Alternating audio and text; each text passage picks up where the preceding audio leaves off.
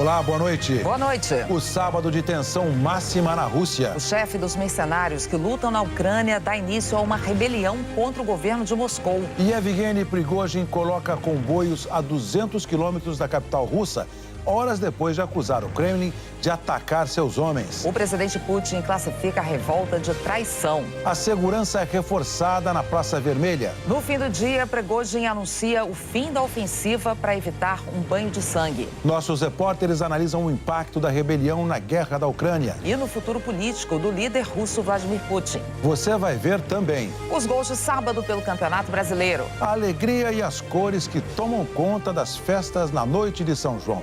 O Jornal Nacional está começando.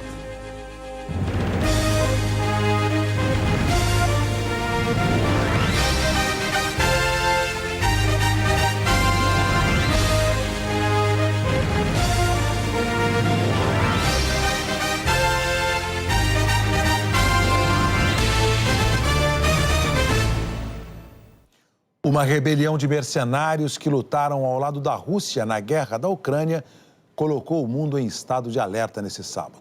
A tensão só diminuiu no fim do dia, quando o chefe do grupo Wagner aceitou um acordo e retirou as tropas de solo russo. O aliado virou traidor. Durante meses, Evgeny Prigozhin liderou o grupo de mercenários Wagner na sangrenta batalha pela cidade ucraniana de Bakhmut. Seus combatentes lutaram e morreram ao lado das tropas russas na chamada Operação Militar Especial de Vladimir Putin. Mas ontem, por volta das 3h30 da tarde, horário de Brasília, ele acusou o exército russo de bombardear um acampamento do grupo formado por ex-militares e ex-prisioneiros. Prigozhin disse que um número grande de militantes morreu e prometeu retaliação. Não é uma tentativa de golpe, e sim uma marcha por justiça, ele insistiu. Minutos depois, o Ministério da Defesa russo negou as acusações. Reforçou a segurança na capital, Moscou, e disse que processaria Prigozhin por motim armado. Mesmo assim, no início da noite de ontem, soldados do grupo Wagner começaram a atravessar a fronteira com a Rússia sem resistência e entraram em Rostov-on-Don, a maior cidade do sul do país, com mais de 1 milhão de habitantes. Durante a guerra na Ucrânia, nem sempre é possível distinguir entre soldados russos e mercenários, já que o grupo Wagner também foi abastecido pelo Kremlin e muitas vezes todos usam o mesmo uniforme. Sem apresentar provas, Prigozhin voltou a acusar a Rússia de ordenar ataques aéreos aos seus comboios. Disse ainda que os pilotos se recusaram a obedecer e que o grupo Wagner abateu um helicóptero russo. Por volta das 9 da noite, no horário do Brasil, autoridades russas acusaram o chefe do grupo mercenário de começar uma guerra civil e pediram a prisão dele. Também colocaram militares em prontidão total. Em diferentes regiões do país, moradores foram orientados a não sair de casa. A principal rodovia de acesso a Moscou pelo sul da Rússia foi fechada. Às 2 da manhã, hora de Brasília, direto do centro de logística da invasão russa, em Rostov, Prigozhin disse que conquistou todas as instalações militares da cidade e exigiu uma conversa com o ministro da Defesa e o principal general russo, 2 homens que ele já acusou várias vezes de serem incompetentes. 1h30 depois, o governo russo anunciou a imposição de um regime antiterrorismo em Moscou que restringe a circulação de veículos e pedestres e ainda permite monitoramento de conversas telefônicas. Любая внутренняя смута – смертельная угроза для нашей государственности. Às 4 da manhã no Brasil, num pronunciamento à nação, o presidente Putin falou em ameaça mortal para o Estado russo. Chamou a ação de punhalada nas costas e prometeu esmagar os envolvidos no que descreveu como motim armado. Também disse que a Rússia estava travando uma batalha pelo seu futuro. 2 horas depois, num avanço relâmpago, o grupo Wagner tomou uma segunda cidade, Voronezh, que fica entre Rostov e Moscou. Vídeos mostram o que parecem ser bloqueios improvisados em estradas e até uma escavadeira quebrando o asfalto para atrasar a marcha dos mercenários. O prefeito de Moscou mandou esvaziar prédios públicos e cancelou eventos ao ar livre até 1º de julho. Voos domésticos saindo da capital se esgotaram.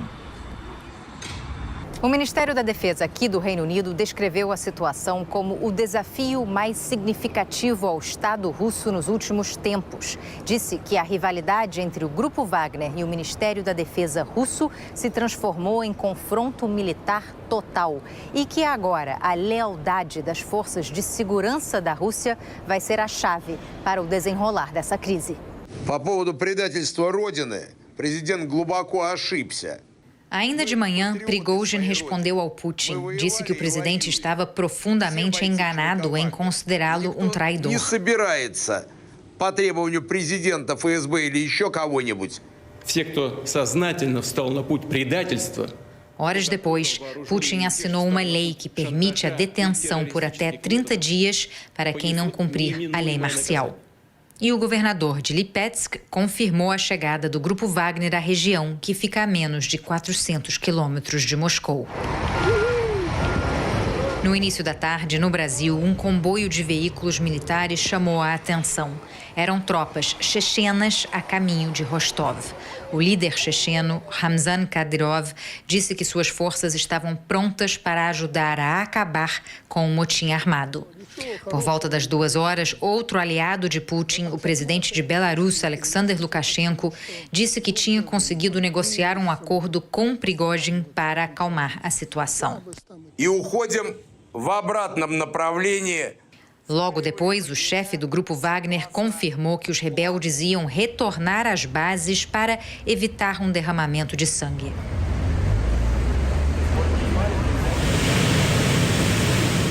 A afronta à liderança de Putin beneficia a Ucrânia a curto prazo. Em plena contraofensiva para recuperar territórios ocupados, Volodymyr Zelensky disse que a revolta das tropas mercenárias expôs o caos completo que existe na Rússia e que quanto mais tempo Moscou mantiver suas tropas na Ucrânia, mais devastação atrairá para casa. Чем дольше будет этот человек в Кремле, тем больше будет катастроф. No fim do dia, o governo russo divulgou detalhes do acordo fechado com a ajuda de Belarus. Quem tem as informações é o correspondente em Lisboa, Leonardo Monteiro. Boa noite, Leonardo. Boa noite, Ana Paula. Boa noite, Heraldo. Boa noite a todos. O porta-voz russo Dmitry Peskov anunciou que os mercenários do Grupo Wagner que marcharam em direção a Moscou não serão processados, em reconhecimento aos serviços prestados. E os que se recusaram a participar da rebelião vão assinar contratos com o Ministério da Defesa russo. O Kremlin afirmou que evitar derramamento de sangue era mais importante do que punir pessoas e que nada vai afetar a ofensiva militar da Rússia na Ucrânia. O porta-voz também anunciou que o chefe do grupo mercenário Wagner se mudará para Belarus, país que intermediou o acordo, mas afirmou que naquele momento não sabia o paradeiro de Evgeny Prigozhin. Horas depois desse anúncio oficial, imagens mostraram Prigozhin num comboio deixando o quartel-general da cidade russa de Rostov. Ele aparece sorrindo e sendo cumprimentado por pessoas. Já de madrugada, o governador da província confirmou que os mercenários deixaram a cidade menos de 24 horas depois de terem tomado Rostov. Imagens mostraram moradores nas ruas enquanto as tropas deixavam o local. Antes do acordo que pôs fim à rebelião dos mercenários contra Moscou, líderes de vários países acompanharam com atenção as notícias vindas da Rússia. É uma guerra que, desde o início, afeta o mundo inteiro, mas com impactos diretos nos europeus. Por isso, hoje, desde cedo, líderes do continente reagiram à rebelião do grupo mercenário contra os militares russos. As manifestações foram feitas antes do recuo do Grupo Wagner. A cautela maior foi em países que têm fronteira com a Rússia. A primeira-ministra da Estônia disse que não há ameaça direta ao país. Mas, de qualquer forma, Kaja Kallas mandou reforçar a segurança na fronteira e pediu que os cidadãos não viajem para qualquer parte da Rússia. Na Letônia, o governo afirmou que estava acompanhando de perto o desenrolar da situação e trocando informações com aliados. O país também reforçou a segurança e suspendeu a entrada de russos em seu território. Na Lituânia, que tem fronteira com o enclave russo de Kaliningrado, o ministro das Relações Exteriores escreveu: "Nós não estamos distraídos, vemos claramente no caos. O objetivo, como sempre, é vitória e justiça para a Ucrânia. A hora é agora." As manifestações de preocupação repercutiram em toda a Europa Ocidental. Aqui em Portugal, o governo reforçou que é preciso evitar viagens para a Rússia e pediu aos portugueses que já estão lá que evitem locais públicos e deslocamentos desnecessários. A presidência da França diz que continua focada no apoio à Ucrânia. E a primeira-ministra da Itália, Giorgia Meloni, afirmou que a agressão contra a Ucrânia está causando instabilidade na Federação Russa. O governo da Alemanha disse que acompanha tudo e mantém contato próximo com os seus parceiros internacionais. A Polônia monitora continuamente a situação para além de suas fronteiras com a Rússia. Representantes da União Europeia afirmaram que o apoio à Ucrânia continua inabalável. Na República Tcheca, o ministro do Exterior alfinetou os russos. Disse que está chegando a hora de passar as férias de verão na Crimeia, a península ucraniana que a Rússia anexou há quase 10 anos. Em Londres, o primeiro-ministro britânico Rishi Sunak disse que está em contato com os aliados e que a coisa mais importante para todos os lados nesse momento é ser responsável e proteger os civis. A onda de preocupação atingiu também o Oriente Médio. O ministro das Relações Exteriores do Irã ligou para a aliada Rússia para transmitir a confiança de que a Rússia, um vizinho e amigo, vai sair dessa situação. O presidente da Turquia também telefonou para Vladimir Putin e pediu ao colega russo para agir com bom senso. Como a gente viu, todas essas manifestações pelo mundo foram feitas antes do recuo das tropas mercenárias. Mas os governos ainda estão acompanhando com atenção os desdobramentos da situação na Rússia. Depois do anúncio do acordo, o primeiro-ministro da Polônia chegou a dizer que a tensão poderia aumentar na fronteira com Belarus. Mas o presidente da Polônia minimizou a situação, dizendo que o episódio é um assunto interno da Rússia. O primeiro-ministro israelense, Benjamin Netanyahu, também classificou o episódio como um assunto interno da Rússia e, num comunicado, afirmou que está monitorando de perto os acontecimentos. Até agora, o presidente Vladimir Putin não se manifestou publicamente. 3.000 soldados chechenos de elite se posicionaram em Moscou para defender a capital russa, de acordo com a emissora estatal chechena. Ana Paula. Obrigada, Leonardo. E os Estados Unidos foram um dos primeiros países a reagir a essa escalada de tensão na Rússia ainda ontem à noite. O clima de tensão na Casa Branca continuou durante todo o sábado. Vamos chamar nossa correspondente Raquel Krahenbuhr com as informações. Boa noite, Raquel. Boa noite, Ana, Heraldo. Boa noite a todos. Olha, um dia de cautela e observação aqui na Casa Branca. O porta-voz do Conselho de Segurança Nacional disse que continuam monitorando a situação. Agora há pouco, quando eu conversei com ele, como fazem já desde ontem à noite, quando autoridades ficaram aqui até de madrugada. Hoje pela manhã, o presidente Joe Biden se encontrou com a equipe de segurança nacional, incluindo os secretários de Defesa, de Estado e os chefes da inteligência dos Estados Unidos. E telefonou para o presidente da França e para os primeiros ministros do Reino Unido e da Alemanha. Depois, Biden foi para Camp David, a residência de repouso do presidente americano, acompanhado do assessor de segurança nacional, e de lá continuou monitorando a situação. O que chamou a atenção de muita gente hoje, Ana, foi o silêncio da China, aliada da Rússia. O governo não divulgou nenhum comunicado oficial. Agora, aqui na Casa Branca, o clima é mais calmo, a tensão parece ter se dissipado, mas as autoridades ainda agem com cautela enquanto buscam mais informações sobre o que realmente aconteceu. Fontes com quem conversei desde ontem à noite disseram que não acreditam que a intenção do Grupo Wagner era um golpe de Estado ou uma guerra civil, porque o grupo não teria força para isso. Uma fonte afirmou que parecia mais uma tentativa do chefe do grupo de tomar o controle das forças militares da Rússia. De vendedor de cachorro-quente a um dos homens mais influentes da Rússia. A história de brutalidade de Evgeny Prigozhin, de 62 anos, vem de muito antes de ele comandar o Grupo Wagner, a milícia sanguinária que serviu a Vladimir Putin e agora o enfrentou. Em 1981, Prigozhin foi condenado a 13 anos de prisão por assaltos nas ruas de São Petersburgo, a mesma cidade de Putin, que na época ainda se chamava Leningrado. Acabou solto em 1990, um ano antes do colapso da então União Soviética. Fora da cadeia, começou a vender cachorro-quente em São Petersburgo. Em uma nova Rússia, o negócio cresceu. Prigozhin se aproximou de pessoas influentes e a barraquinha deu lugar a um restaurante chique em meados dos anos 1990. Um dos frequentadores era o então prefeito de São Petersburgo, muitas vezes acompanhado de um dos principais secretários dele, Vladimir Putin. Quando Putin chegou à presidência pela primeira vez, na virada de 1999 para o ano 2000, assim que Boris Yeltsin renunciou, Prigozhin passou a cuidar dos banquetes dos eventos do Kremlin. Ganhou o apelido de chefe de cozinha de Putin. Só que o jeito violento de Prigozhin chamou a atenção do presidente para outro fim. Para não envolver diretamente o exército russo nos conflitos separatistas no leste da Ucrânia, em 2014, Putin permitiu a formação de milícias para Moscou. E Prigozhin, contratado para fornecer comida aos soldados, começou a fornecer também mercenários.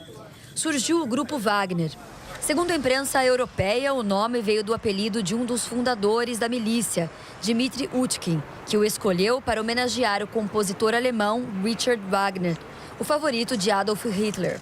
Desde então, Putin tem usado os mercenários em conflitos, não só na Ucrânia, mas também na Síria, na Líbia, na República Centro-Africana e até em Moçambique, país de língua portuguesa. Foi uma forma de o Kremlin exercer a influência russa pelo mundo, sem que Putin sujasse as mãos diretamente.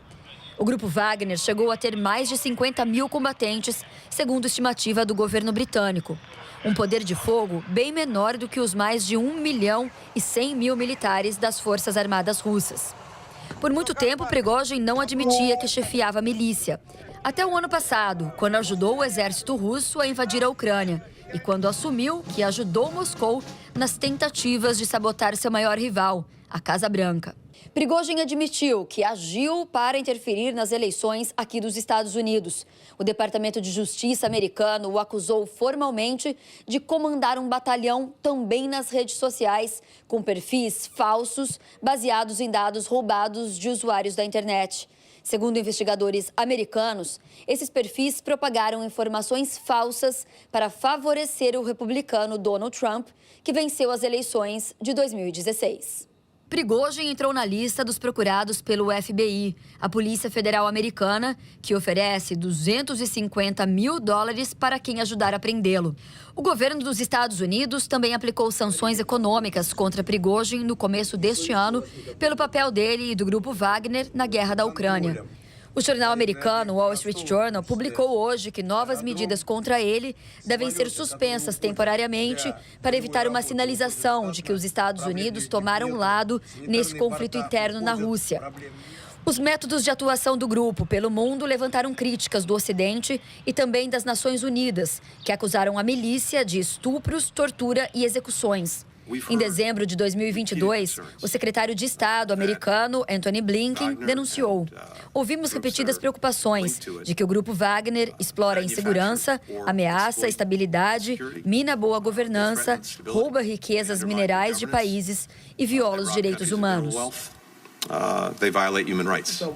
Com o decorrer da guerra, Prigozhin passou a se mostrar cada vez mais crítico ao governo russo, especialmente aos chefes militares. Disse que a elite do país não levava a guerra a sério e que a situação poderia levar a Rússia a uma nova revolução como a de 1917. Ameaçou ainda retirar o Grupo Wagner da cidade ucraniana de Bakhmut, massacrada pelos mercenários. E segundo documentos do governo dos Estados Unidos, aos quais a imprensa teve acesso, ameaçou também trair o Kremlin e repassar a localização dos soldados russos ao exército da Ucrânia. Prigozhin ainda responsabilizou o ministro da Defesa e o comandante das Forças Armadas russas pelas milhares de mortes de combatentes pagos para defender Moscou. Esse descontentamento foi registrado em vídeo gravado em maio.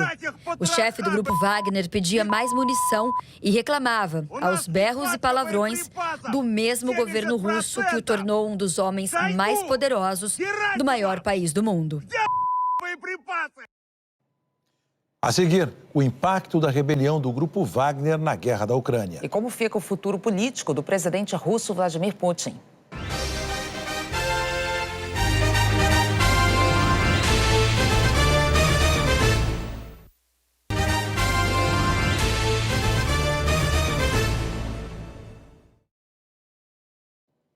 Analistas consideram que a situação política do presidente Vladimir Putin ainda é delicada, mesmo com o recuo do grupo de mercenários. A rebelião trouxe incertezas também para o futuro da guerra na Ucrânia. Desde a invasão russa na Ucrânia, há 1 ano e 4 meses, a imagem que Vladimir Putin procura transmitir é a de homem forte e senhor da guerra. Em rede nacional, o presidente russo prometeu liquidar a rebelião, mas acusou o golpe, a punhalada amiga que levou nas costas. Segundo o professor de Relações Internacionais da Fundação Getúlio Vargas, essa é a mais grave afronta sofrida desde que Putin assumiu o poder em 1999. A Rússia é um país muito centralizado, o presidente decide tudo. Em função disso, é um desafio inédito ao presidente Putin, que precisa agora também lidar com dezenas de milhares de homens armados que chegaram a invadir a própria Rússia e iniciaram uma marcha contra Moscou. Ele diz que, apesar do recuo do grupo Wagner, a situação política de Putin ainda é delicada. Ele está sendo desafiado, a sua autoridade está sendo desafiada. E ele, independentemente do que vai acontecer nos próximos dias, está muito mais fragilizado do que era até os eventos mais recentes. Analistas apontam que a saída de mercenários da região do Donbás em direção a Moscou pode ter deixado o território ocupado pelos russos mais vulnerável, facilitando uma retomada pelas forças ucranianas. Mas isso não significa necessariamente um fim mais rápido para a guerra. Não se sabe ainda se o grupo mercenário voltará a atuar na guerra na Ucrânia. Se não houver uma presença contínua dos mercenários do grupo Wagner na Ucrânia, claramente é como se você tira algumas das unidades, das melhores unidades do exército russo e, ao mesmo tempo, a Ucrânia vem recebendo armamentos mais modernos por parte do Ocidente. Para a professora de Direito Internacional da PUC de Minas Gerais, que há 15 anos estuda a Rússia, mesmo antes do acordo que pôs fim à rebelião, o cenário de um golpe contra Putin parecia pouco provável. Da parte de Putin, muitos analistas especulam, que a iniciativa dele de incentivar esse grupo paramilitar é uma manobra para tentar demandar mais efetividade das forças oficiais, do Ministério da Defesa, no sentido de criar ali uma contraparte que, sendo bem sucedida, poderia pressionar por mais êxitos as forças oficiais, as forças militares. Vladimir Putin falou em punhalada nas costas, mas o conflito com o grupo Wagner mostrou mais uma vez ao mundo que o uso de mercenários em guerras e conflitos pode ser um tiro no pé. A falta de registros e contratos oficiais e de controle por parte do governo revelou o perigo dos paramilitares. O momento é ruim para Putin e preocupante para líderes mundiais que acompanham a crise. É uma ameaça, pelo menos dentro da ordem internacional como está posta, Se ela não se modificar e criar mecanismos para lidar com esse tipo de instituição, sem dúvidas nós teremos um ambiente internacional mais inseguro. Oliver Stunkel também lembrou que, apesar de ter liderado a invasão à Ucrânia, as potências internacionais ainda preferem lidar com Putin a lidar com um mercenário. Uma pessoa que teve um envolvimento em crimes de guerra em vários países diferentes e que pode ser alguém ainda mais perigoso ou menos previsível do que o atual presidente. A Rússia é um estado com armas nucleares, com a maior quantidade de bombas atômicas do mundo. Então, me parece que vários países, de repente, comparando o Vladimir Putin com o Evgeny Prigozhin vão preferir o status quo, que representa algum perigo, sobretudo para a Ucrânia, mas pelo menos é um ator um pouco mais conhecido do que o líder do grupo mercenário Wagner.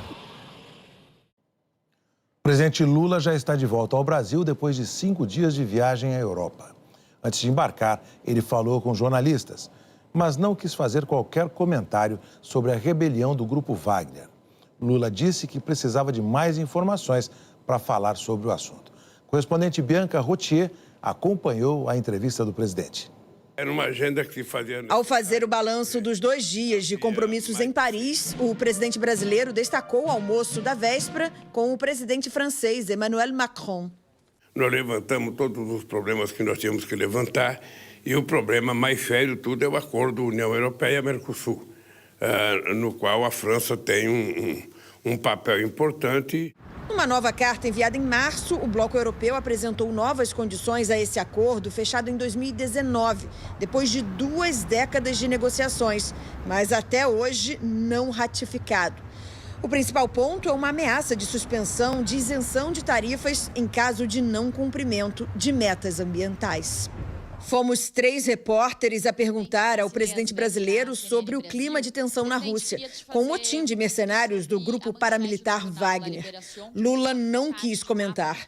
Afirmou que, naquele momento da entrevista, não tinha base para abordar um tema tão sensível. Veja, eu não sei o tamanho da rebelião. Eu só estou te pedindo o seguinte, quem sabe quando eu voltar para o Brasil, no dia seguinte eu já tenha todas as informações possíveis, porque eu vou conversar com muita gente a respeito dessa chamada rebelião. Eu só não posso comentar uma coisa que eu não li, que eu não conheço. Sabe? Então, seria precipitado da minha parte fazer juízo de valores sobre qualquer assunto. O presidente Lula disse ainda que não ficou chateado com o jornal francês La Libération, que o colocou na capa como uma decepção e o descreveu como um falso amigo do Ocidente, por não se juntar a líderes de potências ocidentais na forte condenação à Rússia pela guerra na Ucrânia. Eu não fico chateado quando um europeu, no caso da guerra, pensa diferente de mim. Eles estão no centro da guerra. Eu estou a 14 mil quilômetros de distância. Então, é muito normal que eles estejam muito mais nervosos porque eles estão vivenciando a guerra e sofrendo as consequências da guerra mais imediata. Lula também comentou o fato de ter desistido na última hora de um jantar previsto na agenda. Era um convite do príncipe herdeiro da Arábia Saudita. Mohammed bin Salman, acusado de mandar esquartejar o jornalista Jamal Khashoggi no consulado saudita em Istambul, foi quem enviou joias à ex-primeira-dama Michele Bolsonaro. Lula disse que a anulação não foi por medo de repercussão negativa. Eu simplesmente não tive condições de participar da reunião, ou seja, vou pedir para que o Itamaraty o convoque para ir ao Brasil discutir negócio com os empresários brasileiros. Eu não estou preocupado com a joia, eu não estou preocupado porque isso não é comigo. Eu estou preocupado com o seguinte, se tiver empresários da Arábia Saudita que queiram fazer investimento no Brasil, o Brasil terá interesse em receber esses empresários. Esta foi a 3ª viagem do presidente Lula à Europa neste 3º mandato. Antes de embarcar para o Brasil, ele revelou que ainda avalia voltar para cá no mês que vem, para a cúpula entre a União Europeia e a CELAC, a Comunidade dos Estados da América Latina e do Caribe, em Bruxelas. Lula falou que, se não puder vir, será representado pelo vice-presidente, Geraldo Alckmin. Mas, segundo ele, uma ausência pode dar a impressão de falta de interesse nas discussões. E essa entrevista do presidente Lula foi ainda em Paris, antes de voltar para o Brasil. E o repórter Vladimir Neto, em Brasília, tem outras informações. Boa noite, Vladimir.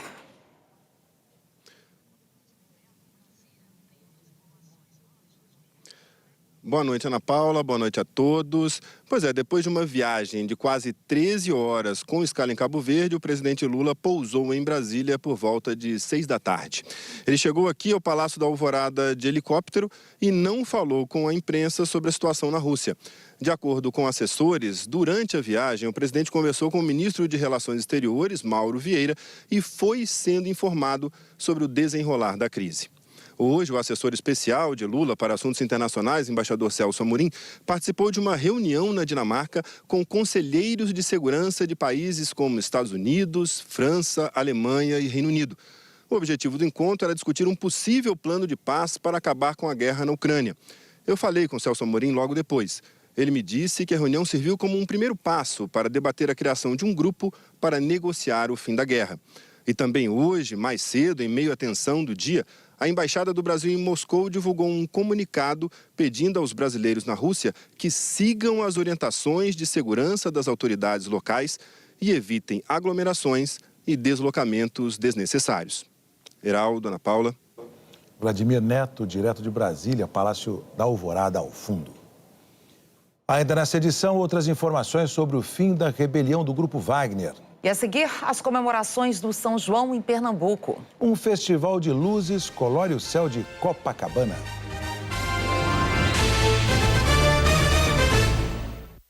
Antes de encerrar, a gente volta a falar sobre o dia de tensão na Rússia. Raquel Krahenbuhl tem as atualizações sobre o fim da rebelião do Grupo Wagner. Raquel. Oi, Ana. As comunicações de altas autoridades dos Estados Unidos com países aliados continuam agora à noite. O secretário de Estado, Antony Blinken, conversou há pouco com os ministros das Relações Exteriores da Ucrânia, da Polônia e da Turquia. Mais cedo, ele conversou por telefone com os ministros das Relações Exteriores dos países do G7 e com o chefe da diplomacia da União Europeia. Nas conversas, Blinken reiterou que o apoio dos Estados Unidos à Ucrânia não vai mudar e que vai permanecer em estreita coordenação com os parceiros, Ana. E a imprensa americana diz que autoridades dos serviços de inteligência dos Estados Unidos tinham informado líderes do Congresso sobre movimentos potencialmente preocupantes do Grupo Wagner, como o acúmulo de equipamentos ali perto da Rússia nos últimos dias. Ana. Obrigada, Raquel. O Jornal Nacional de hoje termina aqui. Uma boa noite para você. Boa noite e bom domingo.